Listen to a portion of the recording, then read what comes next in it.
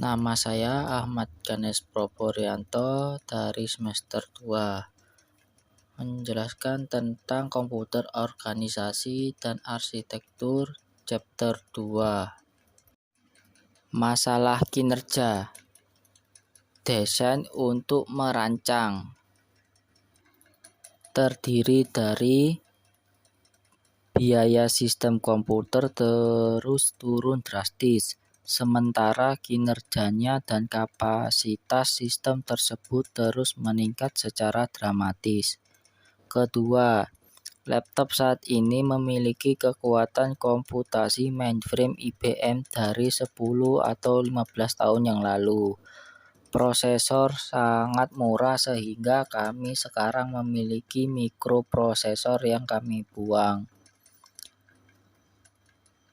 Keempat, aplikasi desktop yang membutuhkan kekuatan besar berbasis mikroprosesor saat ini meliputi image proses, render 3 dimensi, pengenalan suara, konferensi video, penulisan multimedia, anotasi suara dan video file, dan terakhir pemodelan simulasi.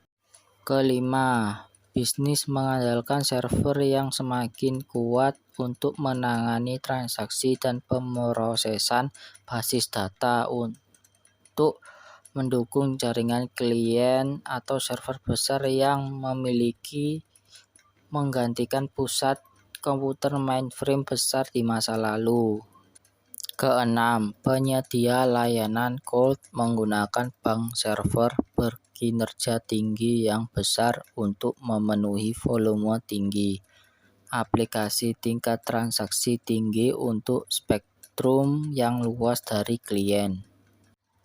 Kecepatan mikroprosesor. Teknik yang dibangun ke dalam prosesor kontemporer meliputi: pertama, pemipaan. Prosesor memindahkan data atau instruksi ke dalam pipa konseptual dengan semua tahap pemrosesan pipa serentak. 2. Prediksi cabang.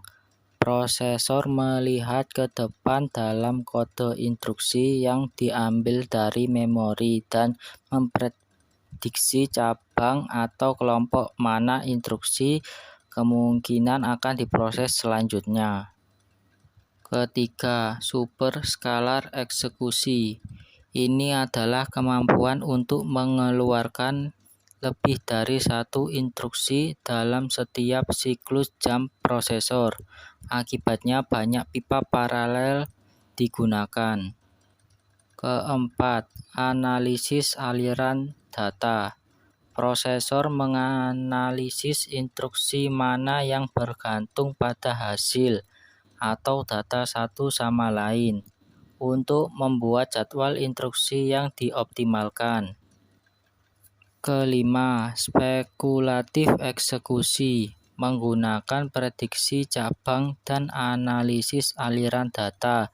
Beberapa prosesor secara spekulatif mengeksekusi instruksi di depan menampilkan mereka yang sebenarnya dalam eksekusi program. Menyimpan hasil di lokasi sementara, menyimpan mesin eksekusi sesibuk mungkin. Selanjutnya, peningkatan dalam chip organisasi dan arsitektur. Pertama, meningkatkan kecepatan perangkat keras prosesor. Pada dasarnya karena menyusutnya ukuran gerbang logika, lebih banyak gerbang dikemas lebih rapat, meningkatkan laju jam, dan waktu propagasi untuk sinyal berkurang. Kedua, tingkatkan ukuran dan kecepatan change.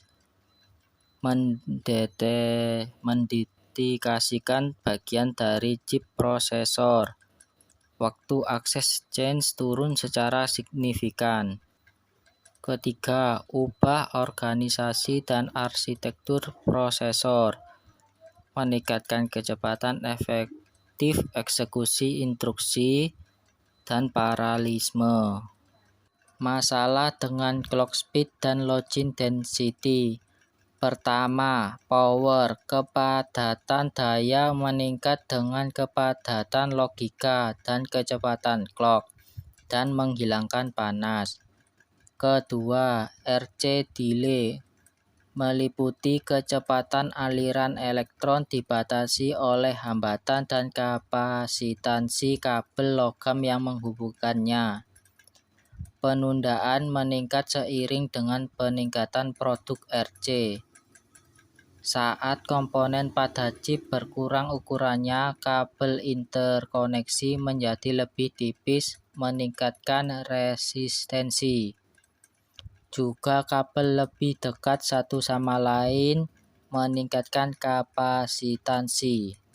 Ketiga, memori latensi meliputi kecepatan memori tertinggal dari kecepatan prosesor. Sekian dari saya, terima kasih.